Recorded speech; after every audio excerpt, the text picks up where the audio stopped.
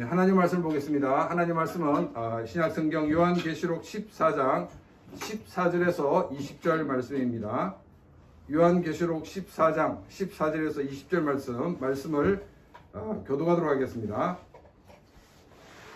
또 내가 보니 흰 구름이 있고 구름 위에 인자와 같은 이가 앉으셨는데 그 머리에는 금연류관이 있고 그 손에는 예리한 낫을 가졌더라.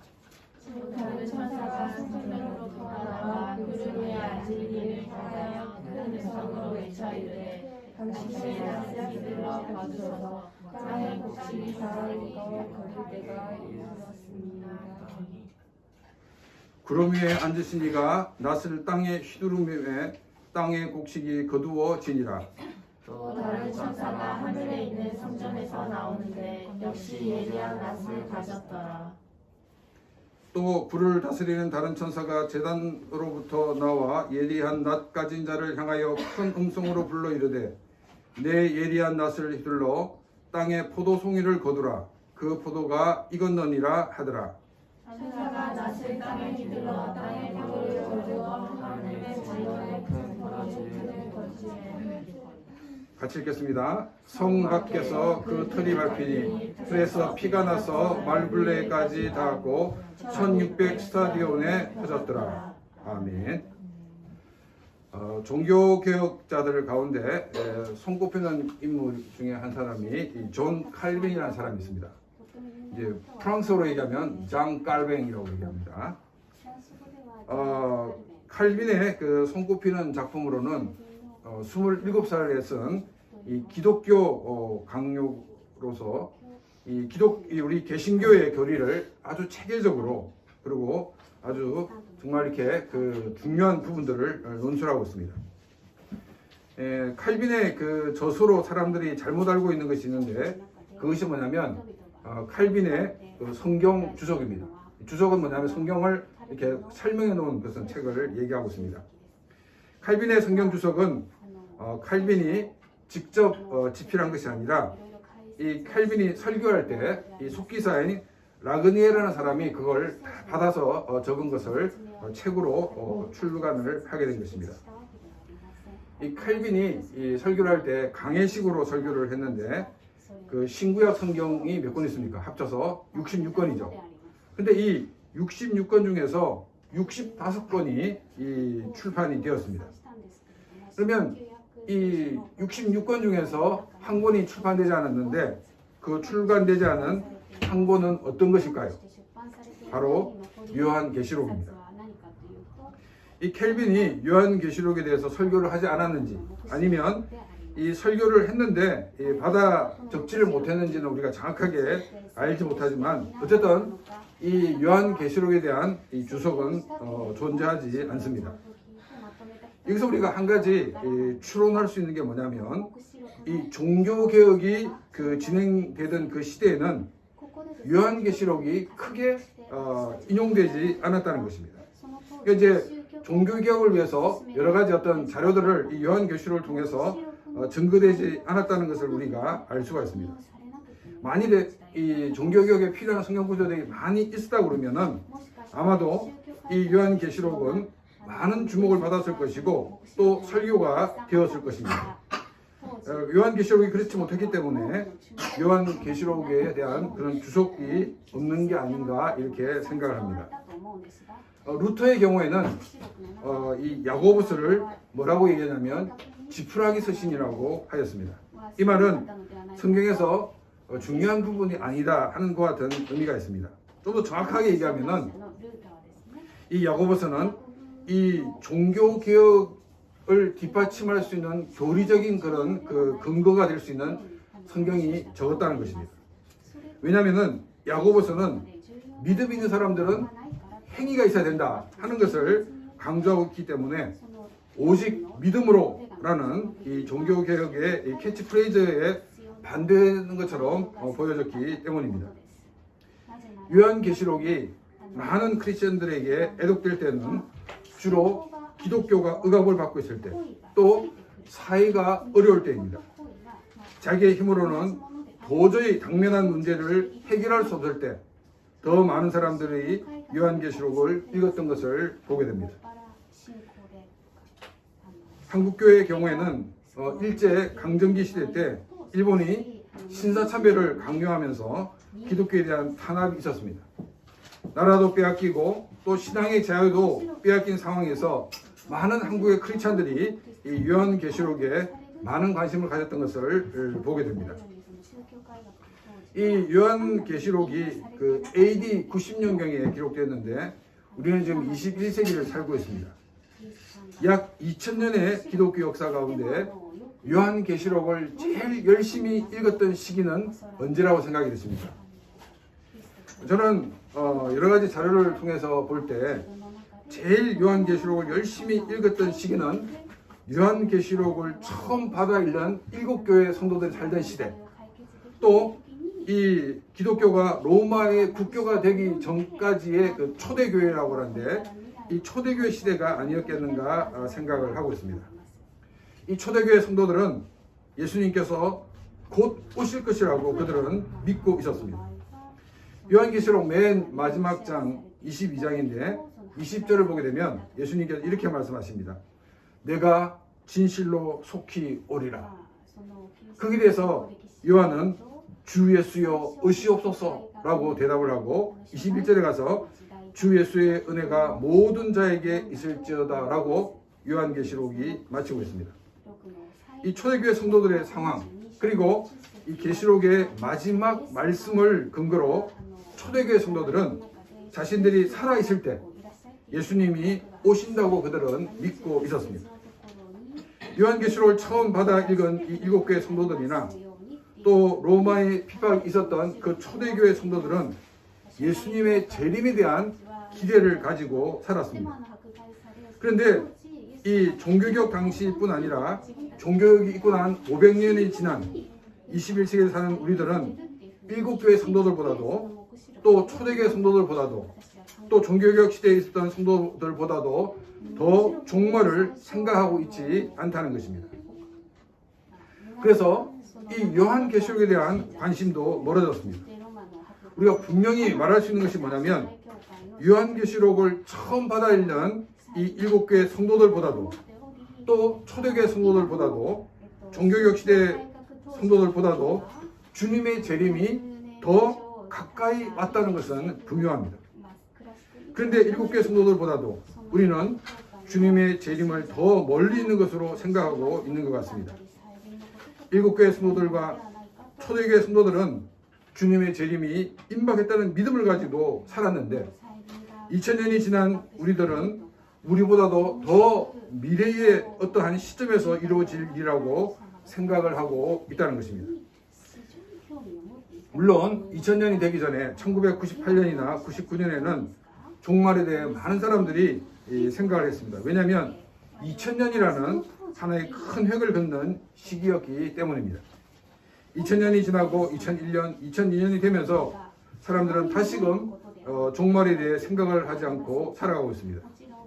믿지 않는 사람들뿐 아니라 크리스찬들도 예수님의 재림에 대해서 전혀 생각하지 않고 종말에 대해서 생각하고 있지 않다는 것입니다.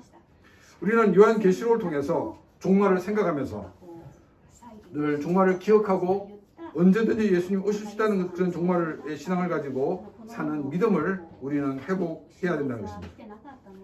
요한이 계시록을 기록하는 그 당시에도 기독교에 대한 핍박이 있었지만 앞으로 더 큰 박해가 있을 것이고 이 박해를 믿음으로 이겨야 한다는 것을 요한계시록은 말을 하고 있습니다. 왜 박해를 이 믿음으로 이겨야 하느냐면 예수님이 재림하시기 때문입니다. 그리고 재림하신 예수님은 이 박해를 이기는 자들에게 상을 주시고 또 박해를 하던 자들, 또 박해를 이겨내지 못하고 우상을 섬긴 자들을 심판하실 것이라고 말씀하고 있기 때문입니다. 그래서 믿음을 지키고 믿음으로 이기라고 말씀을 하고 있습니다. 여러분, 우리가 산다고 그러면 몇 세까지 살겠습니까? 길어야 100년입니다. 우리가 고통을 받아도 길어야 100년이라는 것입니다. 그러나 믿음을 지키지 못해서 받게 될 그 고통은 100년이 아니라 영원하고 또 쉬지 않고 받게 될 것이라고 성경은 우리에게 말씀하고 있습니다. 하나님은 우리만 믿음을 지키고 하나님 앞에 서는 것이 아니라 많은 사람들이 믿음을 가지고 하나님 앞에 서기를 원하고 계십니다. 심지어 황제 숭배를 하지 않는다고 고문하고 있는 로마의 관원들도 복음을 듣고 하나님 백성 되기를 원하고 계시다는 것입니다. 왜냐하면 예수를 믿지 않고 당하는 그 고난은, 그 고통이 너무나도 크고 또 영원히 지속될 것이기 때문입니다. 그러나 이것보다 더 중요한 것은 바로 이들이 하나님이 지으신, 그리고 하나님이 사랑하시는 피조물들이기 때문입니다. 우리 오늘 이 본문 이 말씀은 믿음을 저버린 자들과 또 우상을 주동했던 자들이 받게 될 심판에 대해서 말씀하고 있습니다. 오늘 본문 말씀에서는 두 개의 추수를 소개하고 있습니다. 대부분의 민족들은 이 추수는 기쁨의 축제입니다. 크리스찬들에게도 또 구약적인 그 입장에서도 추수는 기쁨의 축제입니다. 구약에서는 이 가을 추수를 마치고 축제를 가지면서 하나님께서 우리에게 주신 은혜가 무엇인가를 생각하라고 하셨습니다. 그런데 우리가 성경에서 이 농산물을 거둬들이는 추수가 아닌 이 다른 의미로서 추수라는 단어가 쓸 때는 이 심판이라는 대명사로 사용되고 있다는 것입니다. 곡식이 낫에 베어지고 또 탈곡되어지고 껍질이 벗겨지는 이 동작을 중심으로 보고 있기 때문에 추수를 심판의 대명사로 사용하고 있는 것입니다. 예레미야 51장 33절 말씀입니다. 만군의 여호와 이스라엘의 하나님께서 이와 같이 말씀하시되 딸 바벨론은 때가 이른 타작마당과 같은지라 멀지 않아 추수 때가 이르리라 하시도다. 남유다를 정복하고 이 남유다 주민들을 바벨론이 점령한 이 세계 각지로 흩어지게 한 바벨론을 향해 하나님께서 심판하실 것이라고 말씀하고 있는 내용입니다. 예레미야가 예언할 그때 그 하나님의 심판이 임하는 것이 아니라 조금 시간이 경과되면 추수의 때, 즉 바벨론을 향한 하나님의 심판의 때가 올 것이라고 말씀하고 있습니다. 오늘 본문 말씀에서는 14절에서 16절은 곡식을 추수하는 것을 말하고 있습니다. 그리고 17절에서 20절은 포도를 수확하여서 포도주를 만드는 것을 상징적으로 보여주고 있습니다. 이 14절에서 16절은 구름 위에 앉으신 인자와 같은 이가 추수의 주체자가 되어 있는 것을 보여주고 있고, 또 17절에서 20절은 이 천사가 추수의 주체가 되어 있는 것을 우리에게 보여주고 있습니다. 오늘 말씀을 보면서 사람들이 어느 쪽으로 관심을 두느냐에 따라서 내용이 반전할 수가 있다는 것입니다. 두 개의 추수가 기록되어 있는데 이 두 개의 추수 중에 하나를 하나님을 믿는 사람을 향한 추수라고 보고 있고, 또 두 번째 이 추수를 하나님을 믿지 않는 사람들을 향한 추수다라고 이야기를 하고 있습니다. 그렇게 해석하는 이유가 뭐냐면은 이 14장에서 16절의 이 추수가 주체자가 바로 인자이기 때문입니다. 그리고 17절에서 20절 말씀은 이 추수의 주체자가 천사이고, 또 추수 이후에 포도주 틀에 던져져서 포도가 으깨어지는 것처럼 심판이 임할 것이라고 말하고 있기 때문입니다. 그런데 조금 전에 말씀드린 이것은 성경을 지나치게 아주 협소하게 보고 있는 시각입니다. 이것은 조금 뒤에 어떤 문제가 있는지 다시 한번 말씀을 드리도록 하겠습니다. 우리가 주목해 봐야 되는 것은 누가 추수의 주체자이냐, 또 무엇이 추수되었느냐, 또 어떻게 추수된 것이 어떻게 되었느냐 하는 것보다는 추수의 사건이 두 번씩 이렇게 두 개가 나열되고 있다는 것입니다. 근데 첫 번째는 그냥 간단하게 개요를 설명한다고 있다고 그러면, 두 번째는 보다 더 구체적으로 얼마나 잔혹하게 찢기고 억눌림을 받게 되는 것을 언급하고 있습니다. 그래서 우리가 이것을 그 점층법이라고 이야기를 합니다. 하나님의 심판이 반드시 있을 것인데 그 심판이 얼마나 두렵고 얼마나 고통스러운가를 보여주고 있습니다. 이처럼 이 두 번 심판을 기록한 이유가 무엇인가? 그것은 바로 강조하기 위해서입니다. 무엇을 강조하기 위함입니까? 반드시 심판이 있다는 것입니다. 성경에 두 번 있었던 일에 대해 이 해석한 것이 기록되어 있습니다. 요셉이 형제들의 시기심 때문에 노예로 팔려서 이집트에 가게 되었습니다. 이집트의 노예로 팔려가게 된 요셉은 이집트 왕 파라오의 경호를 담당하는 장관의 집에서 노예로 생활하게 되었습니다. 하나님이 함께 하심으로 요셉은 주인의 신뢰를 얻고 집안 모든 일을 맡아보게 되었습니다. 여주인의 유혹을 뿌리쳤지만 오히려 여주인의 모함으로 주인의 집에 있는 감옥에 갇히게 되었습니다. 감옥에서도 요셉은 하나님과 동행하는 삶을 살았습니다. 이런 모습을 본 감옥을 관리하는 자는 요셉에게 감옥을 관리하는 일을 맡겼습니다. 어느 날 왕에게 떡을 제공하는 장관과 또 술을 제공하는 장관이 요셉이 갇혀있는 옥에 갇혔습니다. 그래서 이 감옥을 관리하는 사람은 요셉에게 이 두 사람을 특별히 관리하라고 부탁을 하였습니다. 근데 이 두 사람이 어느 날 같이 꿈을 꿨는데 이 꿈의 의미를 알고 싶지만은 자기의 힘으로는 그 꿈을 풀이할 수가 없었습니다. 꿈 이야기를 들은 이 요셉이 꿈을 풀이해 주었고 이 요셉의 꿈 풀이로 떡 맡은 장관은 죽고 술 맡은 장관은 복직이 되었습니다. 술 맡은 이 장관은 복직이 되면서 감옥에 있었던 일을 까맣게 잊어버리고 말았습니다. 그리고 그 2년이 지나고 난 다음에 이집트 왕 파라오가 꿈을 꾸었는데 그 꿈을 해석해 주는 사람이 없었습니다. 그래서 이 왕궁이 난리가 났습니다. 요셉의 꿈 해몽대로 복직이 된 술 맡은 관원은 왕에게 자기가 경험했던 일을 말하면서 이 꿈 해몽을 해줄 적임자로서 요셉을 소개하였습니다. 파라오가 꾼 꿈은 두 개였습니다. 하나는 이 물에서 올라온 살찐 소가 있었고 나중에 올라온 이 마른 소가 그 살찐 소를 다 잡아먹는 것이었습니다. 그리고 두 번째 꾼 꿈은 풍성한 곡식단이 먼저 나오고 그 다음 아주 마른 이 곡식단이 나오는데 이것도 마른 곡식단이 풍성한 곡식단을 다 삼키는 것이었습니다.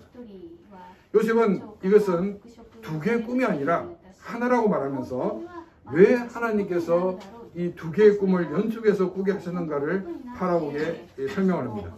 창세기 41장 25절 말씀입니다.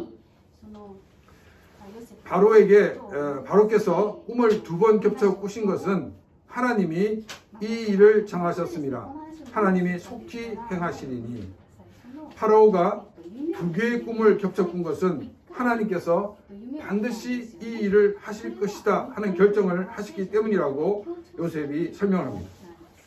오늘 본문에서도 두 개의 추수가 나오는 것은 반드시 추수가 있다는 것, 즉 반드시 하나님이 심판이 있다는 것을 알려주기 위해서입니다. 서두에도 말씀을 드린 것 같이 요한계시록을 처음 받아 읽었던 7교회 성도들보다도 우리는 하나님의 추수의 때가, 하나님의 심판의 때가 가깝지 않다고 생각을 하고 있습니다. 7교회 성도들보다 우리에게 주님의 추수가, 주님의 심판이 훨씬 더 가까웠다는 것을 잊어버려서는 안 되는 것입니다. 그리고 이 하나님의 심판은 반드시 있다는 것을 또한 잊어버려서도 안 되는 것입니다. 14절입니다. 또 내가 보니 흰 구름이 있고 구름 위에 인자와 같은 이가 앉으셨는데 그 머리에는 금윤류관이 있고 그 손에는 예리한 낫을 가졌더라. 이 14절은 심판의 주관자가 누구인가를 보여주고 있습니다. 이 심판의 주관자는 흰 구름 위에 앉아 계신 분이라고 소개하고 있습니다. 흰 구름은 바로 하나님의 보좌 혹은 하나님의 임재를 상징하고 있습니다. 그리고 이 흰 구름 위에 앉아 계신 분을 인자와 같은 분이라고 이야기를 하고 있습니다. 이 인자는 바로 사람의 아들과 같은 분이다라고 성경은 이야기를 하고 있습니다. 이 사람의 아들과 같은 분이 바로 심판주로 계신다는 것입니다. 우리가 이제 요한계시로 보게 되면 요한은 예수님을 그리스도라는 그 명칭보다는 인자라는 사람의 아들이라는 단어를 많이 사용하는 것을 보게 됩니다. 이 그리스도라는 이 말은 그 히브리어로 구약성경 히브리어로 그 메시아입니다. 근데 이 메시아의 뜻은 기름 부음을 받은 자라는 말인데 이 구약에서 기름 부음을 받은 자들은 왕이 기름 부음을 받았고 또 제사장이 기름 부음을 받았고 선지자가 기름 부음을 받았습니다. 그래서 그 말을 이제 그리스어로 번역한 것이 바로 그 그리스도입니다. 그러다 보니까 이 그리스도라는 것은 굉장히 좀 정치적인 의미가 많이 있었기 때문에 요한은 그리스도라는 단어보다도 바로 이 인자라는 단어를 많이 사용하고 있습니다. 또 구약 우리가 다니엘서를 보게 되면 이 메시아의 또 다른 명칭이 인자인 것을 보게 됩니다. 인자라는 그 단어는 하나님이신 분이 인간이 되신 것을 우리에게 보여주고 있습니다. 우리를 구원하시기 위해 창조주 하나님께서 피조물인 인간이 되신 그분이 바로 예수님이십니다. 인자 같은 이는 머리에 금면류관이 있다라고 성경은 말하고 있습니다. 이 머리에 금면류관이 예수님께서 쓰고 있다는 것은 예수님은 승리하신 분이시고 또한 영원한 왕이신 것을 우리에게 보여주고 있습니다.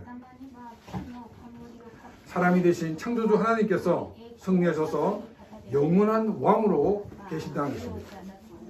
로마의 황제는 목숨이 닿으면 황제직이며 가지고 있던 모든 것을 두고 이 세상을 떠나 한 피조물로서 영원한 왕이시며 승리자이신 인자 같은 분 앞에 서야 하는 존재입니다. 이 인자 같은 분 앞에서 심판을 받게 될 것입니다.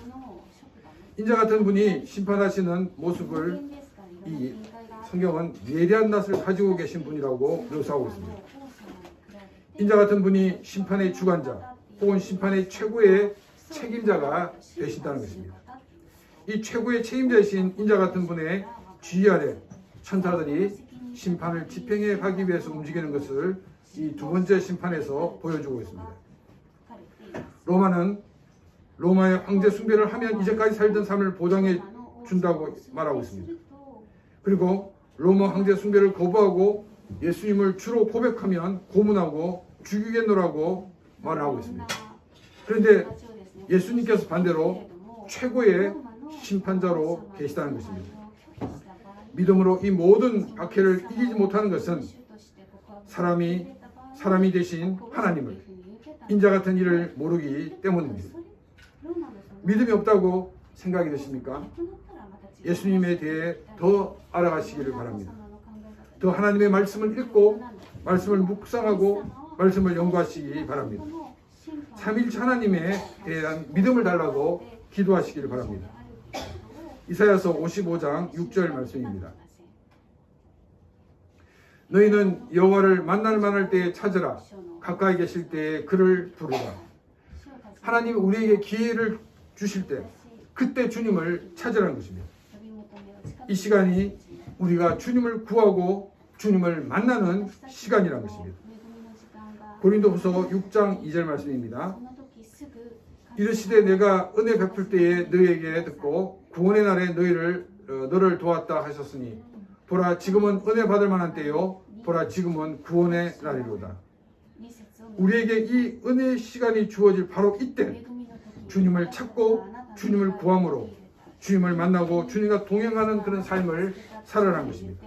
그래서 우리가 주님을 찾고 주님을 구함으로 주님을 만나고 또 주님과 동행함으로 주님을 더 깊이 알아가는 그런 귀한 삶이 되시기를 바랍니다. 우리가 이 세상의 모든 것을 끊지 못하는 것은 참 하나님이시면서 참 인간이 되신 예수님을 모르기 때문입니다. 주님을 구하고 주님을 깊이 알므로 믿음으로 늘 승리하는 그런 귀한 삶이 되기를 바랍니다. 이 14절에서 16절 그리고 17절, 20절 이 두 추수를 보게 되면 이 천사가 성전에서 나와가지고 뭐라고 얘기하냐면 당신의 낫을 휘두르소서 이렇게 말하는 것을 우리가 보게 됩니다. 천사가 인자와 같은 이에게 명령을 할 수가 없습니다. 이 성전으로부터 나온 천사들은 바로 성부 하나님의 메시지를 예수님께 전달하는 것이었습니다. 최후의 심판의 날은, 또 예수님의 그 재림의 날은 성부 하나님만 알고 계신다라고 예수님은 말씀하셨습니다. 그래서 이 대목을 가지고 여호와의 증인은 뭐라고 얘기하고 있냐면은, 예수가 신이 아닌 정부이다. 어떻게 신이 모르느냐? 라고 이렇게 이야기를 합니다. 그런데 이 말은 삼위일체 하나님은 질서의 하나님이신 것을 모르기 때문에 하는 말인 것입니다. 성부 하나님은 성부 하나님의 일이 있습니다. 또 성자 예수님은 성자 예수님으로서의 일이 있습니다. 또 성령 하나님은 성령 하나님으로서의 일이 있습니다. 그런데 성자 예수님이 하실 일을 성령 하나님이 자기가 육신을 입고 인간으로 오셔가지고 십자가에 죽어서는 안 된다는 것입니다. 이처럼 최후의 심판, 예수님의 재림의 날은 성부 하나님에게만 그 결정권이 있다는 것을 예수님께서 우리 인간들이 알아듣기 쉽게 말씀하신 것이, 그때와 그 시기는 아버지만 아신다라고 말씀을 하신 것입니다. 18절 말씀입니다. 또 불을 다스리는 다른 천사가 제단으로부터 나와 예리한 낫 가진 자를 향하여 큰 음성으로 불러 이르되, 내 예리한 낫을 휘둘러 땅에 포도송이를 거두라. 그 포도가 익었느니라 하더라. 18절에서는 이 불을 다스리는 다른 천사가 제단으로부터 나왔다라고 말씀하고 있습니다. 계시록에서 나오는 이 제단은 어떤 곳입니까?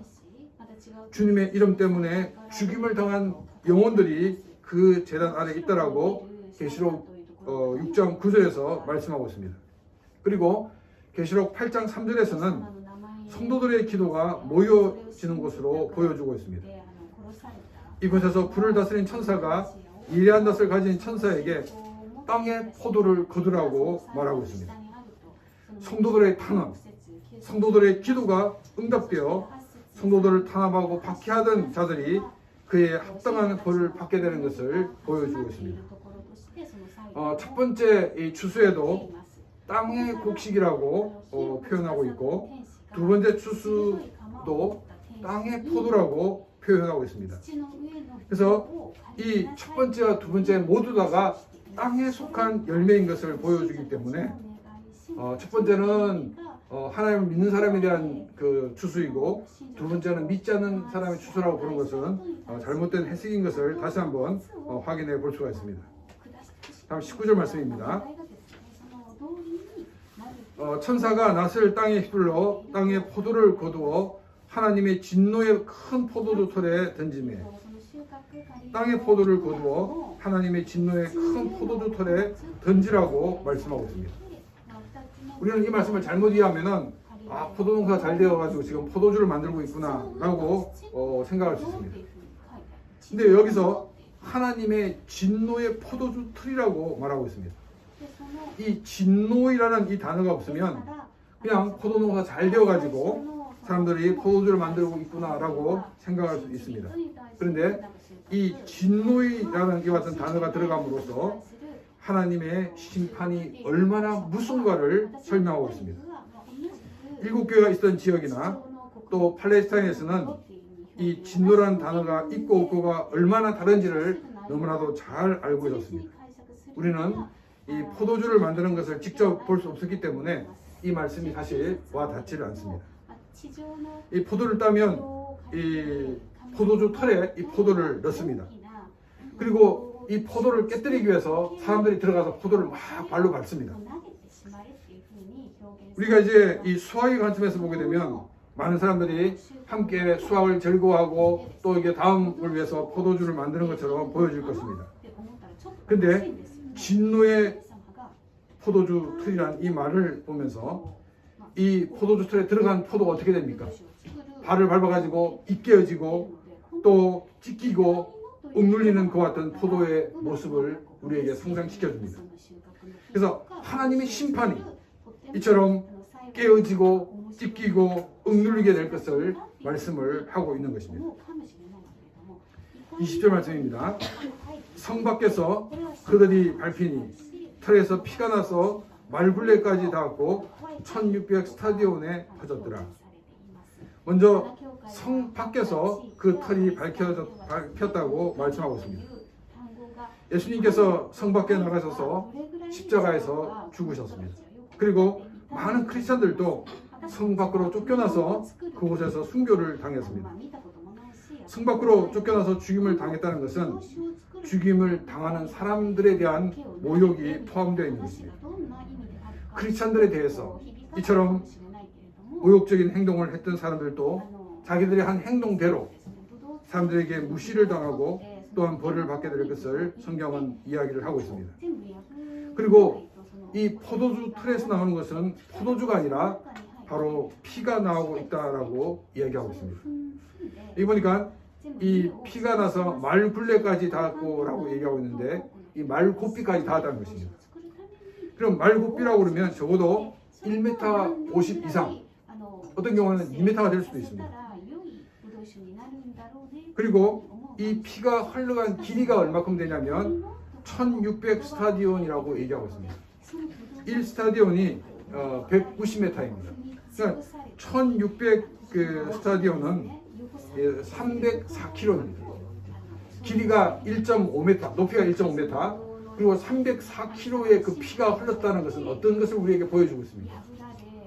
엄청나게 많은 사람들이 죽었다는 것을 우리에게 보여주고 있습니다. 하나님의 심판은 인간들이 할 수 있는 것과 비교할 수 없을 정도로 정말 상상할 수 없는 규모의 심판인 것을 우리에게 보여주고 있습니다. 그리고 이 심판은 반드시 임한다는 것입니다. 제가 그 신학생 때 어떤 분이 자기가 왜 예수를 믿게 됐는가 간증을 하였습니다. 그 당시에 이 지상 최후의 날이라는 이 책을 보면서 그 하나님의 심판이 너무너무 무서워가지고 그래서 교회에 나가게 되었다라고 얘기했습니다. 그리고 이분은 이제 주님을 만나서 사역자의 길을 들어섰습니다. 만약에 하나님의 심판이 너무 무서워 그렇게 해서 우리가 교회에 나오게 된다 그러면 그 사람은 지속적으로 신앙생활을 할 수 없습니다. 왜냐하면 이 땅에서의 삶은 정말로 무시무시한 일들이 너무나도 많이 있기 때문입니다. 너무나도 크게 보이는 일들이 너무나도 많이 있기 때문입니다. 우리가 심판이 두렵다 그러면 우리는 이 심판의 주권자이신 주님을 만나야 되는 것입니다. 하나님이 우습게 보이고 또 믿는 사람들이 우습게 보이는 것은 이 이후에 오게 될 하나님의 심판을 모르기 때문입니다. 하나님을 우습게 보고 하나님 믿는 우리들을 우습게 보는 사람들을 우리가 함께 우습게 보는 것도 끝나는 것이 아니라 우리는 그들을 위해 기도해야 할 것입니다.